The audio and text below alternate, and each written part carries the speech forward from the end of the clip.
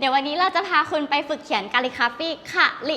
ฟีกันค่ะคาลิกราฟีคือวิธีการเขียนตัวอักษรแบบจึ๊บที่มันสวยๆอลังการแต่วันนี้เนี่ยเราตัดทอนให้มาเหลือแค่วิธีการทำอย่างง่ายแล้วก็ใช้อุปกรณ์น้อยๆหน่อยเดี๋ยวทำยังไงเนี่ยเราจะพาคุณไปดูนะคะ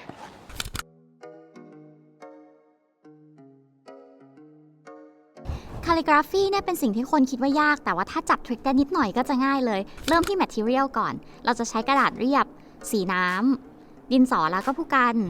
น้ำเยอะๆหน่อยแล้วก็ทิชชู่เอาไว้ซับสีก่อนอื่นเราจะเริ่มจากการฝึกสโตรกผู้กันก่อนนะคะเวลาเราใช้ผู้กันหรือใช้ดินสอเนี่ยมันคือการที่กล้ามเนื้อมือเราจำได้ว่าน้ำหนักหรืออะไรต่างๆมันเป็นยังไงดังนั้นวิธีการฝึกกล้ามเนื้อมือเนี่ยง่ายมากๆเราก็จะเอาผู้กันเนี่ยจุ่มน้ำแล้วก็จุ่มสีอะไรก็ได้นะคะแล้วเราก็จะมาฝึกขีดเส้นขึ้นให้เบาๆเบามือที่สุดดูซิว่าเบามือที่สุดเนี่ยเราทำเส้นได้เล็กขนาดไหนหลังจากฝึกขีดเส้นขึ้นแล้วเราก็จะฝึกขีดเส้นลงแบบหนา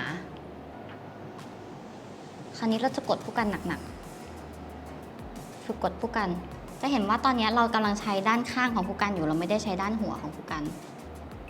ไหมเราใช้ด้านข้างของผู้กันค่อยๆกดลงไปหลังจากที่เราฝึกสโตรกขึ้นแบบบางและสโตรกลงแบบหนาแล้วเนี่ยเราก็จะเอาทั้งสองอย่างนี้มาผสมกันเป็นสโตรกขึ้นแบบบางและสโตรกลงแบบหนาอย่างนี้ค่ะ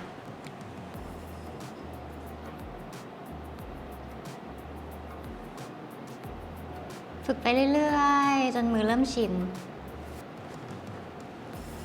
ให้รู้ทั้งจังหวะว่าสีจะหมดตอนไหนเราต้องเติมสียังไงหลังจากที่เราเสร็จการฝึกขึ้นลงและเราจะฝึกอีกอย่างหนึ่งก็คือฝึกให้มือเราม้วนต้วนอย่างสวยงามนะคะแบบให้มือพริ้วเราจะฝึกสโตรกนี้กันค่ะ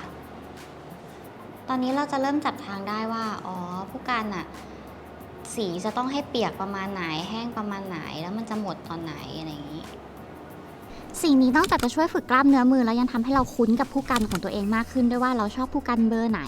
ม้วนมือแบบไหนถึงจะเหมาะกับเรามากที่สุดถ้าเป็นไปได้เนี่ยก็อยากให้ทุกคนลองหยิบกระดาษมาแล้วก็ทำไปพร้อมๆกับเราเลยสโตรกขึ้นและสโตรกลงเวลาที่ใช้สีน้ำบางทีสีมันจะขาดตอนเพราะว่าน้ำแห้งเราก็ต้องทำความรู้จักว่าเมื่อไหร่กันนะที่สีมันจะแห้งแล้วเราต้องจุ่มผู้กันบ่อยขนาดไหน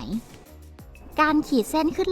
ลงไปเรื่อยๆเนี่ยสามารถทำได้ทุกวันเลยนะคะแม้แต่วันที่เราไม่ได้อยากจะวาดรูปก็ตามเพราะว่าเวลาที่เราทำแบบนี้มันเป็นการฝึกกล้ามเนื้อมือไปด้วยถ้าเราไม่ทำทุกวันบางทีกล้ามเนื้อที่เราอุตส่าห์ฝึกมาให้มันคุ้นชินกับผู้กันมันก็จะฝ่อไปหรือมันจะแข็งแบบไม่ถนัดเหมือนเดิมอะไรอย่างเงี้ยแล้วมันยังช่วยวันที่อาร์ตบล็อกหรือวันที่ไม่มีอารมณ์วาดรูปด้วยนะแบบอย่างเราเมื่อก่อนจะบอกให้ตัวเองฝึกวาดรูปทุกวันแต่บางวันมันก็ไม่มีอารมณ์จริงๆก็เลยบอกตัวเองว่าเราจะแค่ลากเส้นเฉยๆลากไปลากมาปรากฏว่าเพลินกลายเป็นได้วาดรูปขึ้นมาก็มีนี่เราได้ฝึกมือแล้วก็ฝึกการควบคุมเส้นละต่อไปเราจะมาฝึกเทคนิคที่เราจะใช้ระหว่างที่ทำงานจริงนะคะก็คือเทคนิคการไล่สีวิธีทำเนี่ยก่อนหน้านี้เราใช้วิธีการที่เราจุ่มสีแล้วเราวาดลงไปก่อนเลยใช่ไหมแต่เพราะว่านี่เป็นสีน้ำคือสีที่น้ำอยู่ตรงไหนสีก็จะไปตรงนั้นดังนั้นเราสามารถที่จะจุ่มแค่น้ำเปล่าๆแล้วก็วาดนี่เป็นข้อดีอย่างหนึ่งของการใช้สีน้ำเขียนคาลิกราฟีเลยนะคะก็คือเราสามารถใช้ทิชชู่ซับสีออกได้แล้วก็ไล่สีได้ก็เลยแก้ไขงานได้มากกว่าปกตินี่สีมันก็จะตามน้ำเทคนิคนี้ดีอีกอย่างหนึ่งก็คือเราสามารถผสมสีได้ด้วยแต่ว่าถ้าเกิดว่าน้ำมันเจิ่งเกินไปจนรู้สึกว่างานจะดูไม่สวยเนี่ยเอาทิชชู่ซับออกได้นี่ค่อยๆซับ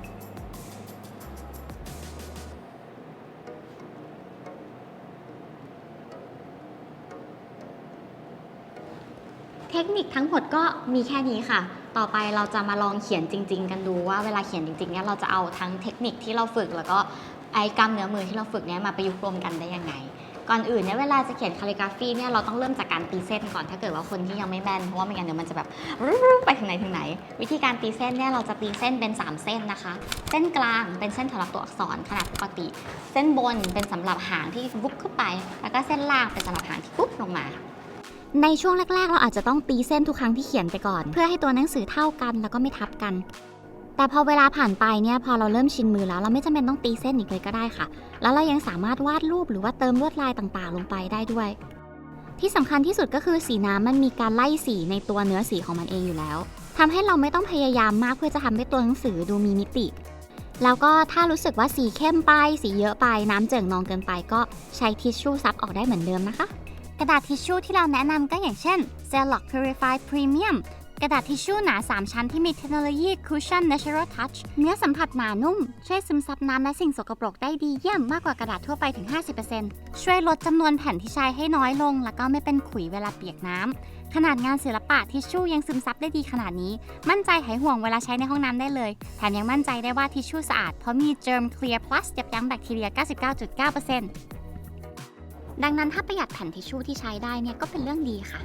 การไล่สีตัวอักษรเนี่ยเราทำได้หลากหลายนะบางทีเราก็ไล่สีคนละโทนกันแบบชมพูค่อยๆไล่ไปแดงแล้วก็ค่อยๆไล่ไปเหลืองหรือว่าจะไล่สีคู่ตรงข้ามก็ได้แบบเหลืองไปฟ้า